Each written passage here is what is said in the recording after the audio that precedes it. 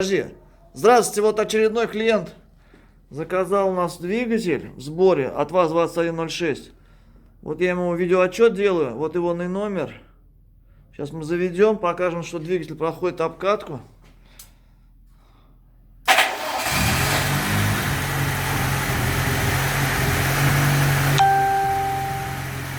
Давление масла. Давление масла.